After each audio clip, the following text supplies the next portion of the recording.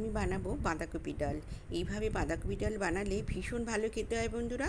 তো দেখে নিন আজকের আমার রেসিপি বাঁধাকপি ডাল। বাঁধাকপি ডাল বানানোর জন্যে এখানে আমি 1 কাপ মুসুর ডাল নিয়েছি আর হাফ কাপ মুগের ডাল নিয়েছি।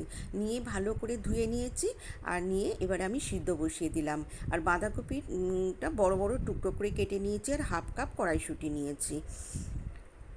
দেখুন আমি ডালটা সিদ্ধ হয়ে গেছে, হাফ সিদ্ধ হয়েছে, আমি সেইভাবে নামিয়ে নিলাম। হাফ সিদ্ধ দেখুন হাফ সিদ্ধ হয়েছে, নামিয়ে নিলাম। এবারে আমি ওই কড়াইটা ধুয়েই আমি বসিয়ে দিলাম। দিয়ে আমি 1 টেবিল চামচের মতন সর্ষের তেল দিলাম। দিয়ে তেলটা গরম হয়ে গেলে আমি ফোড়ন দেব। এবারে আমি ডালের মধ্যে অল্প একটু হলুদ আর লঙ্কা গুঁড়ো দিয়ে মিশিয়ে রাখলাম। দেখুন তেলটা গরম হয়ে গেছে, আমি একটা তেজপাতা, একটা শুকনো লঙ্কা আর গোটা সাদা জিরে ফোড়ন দিলাম। ফোড়নটা ভাজা হয়ে গেলে আমি 1 চামচ আদা গ্রেট করে রেখেছিলাম দিয়ে দিলাম আর 2টো কাঁচা লঙ্কা চালা করে দিয়ে দিলাম। দিয়ে একটু ভেজে নিয়ে আমি একটা টমেটো, ছোটো টমেটো 4 টুকরো করে দিয়ে দিলাম। টমেটোটা ভেজে নিয়ে আমি অল্প একটু হলুদ দিয়ে দিলাম। এবারে আমি এটা ভেজে নিয়ে টমেটোটা একটু ভেজে নিলাম, কাঁচা গন্ধটা কেটে যাবে। তারপরে আমি বাঁধাকপির টুকরোগুলো দিয়ে দিলাম। দেখুন আমি বাঁধাকপিগুলো বড় বড় করে টুকরো করে নিয়েছি আর হাফ কাপ নিয়েছি মটরশুঁটি দিয়ে দিলাম।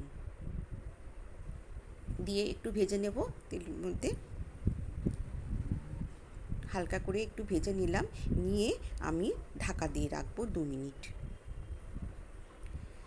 দেখুন তারপরে আমি ডালটা আমি ঢেলে দিয়েছিলাম। এই সময় আমি একটু স্কিপ করে গিয়েছি বন্ধুরা, সরি।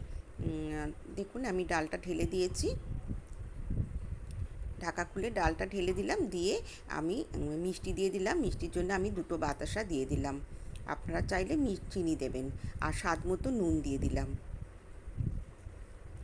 দিয়ে এবারে আমি 5 মিনিট ঢাকা দিয়ে রাখবো।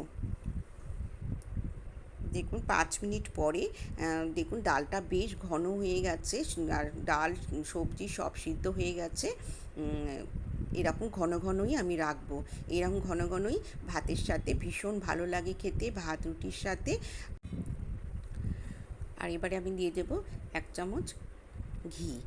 ঘি দিলে বন্ধুরা লাস্টে নামানোর আগে ঘিটা দিলে ডালের টেস্ট খুব সুন্দর হবে খেতে।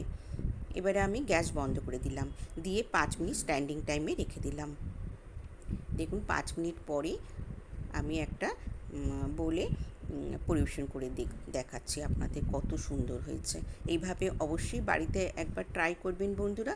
খুবই সাধারণ রান্না, তবে আপনারা সবাই জানেন, তবে এইভাবে একবার বানিয়ে খেয়ে দেখবেন, অসাধারণ লাগে খেতে। দেখুন সবাই খুব ভালো থাকবেন, আবার আসবো নতুন কোনো রেসিপির সাথে। টাটা।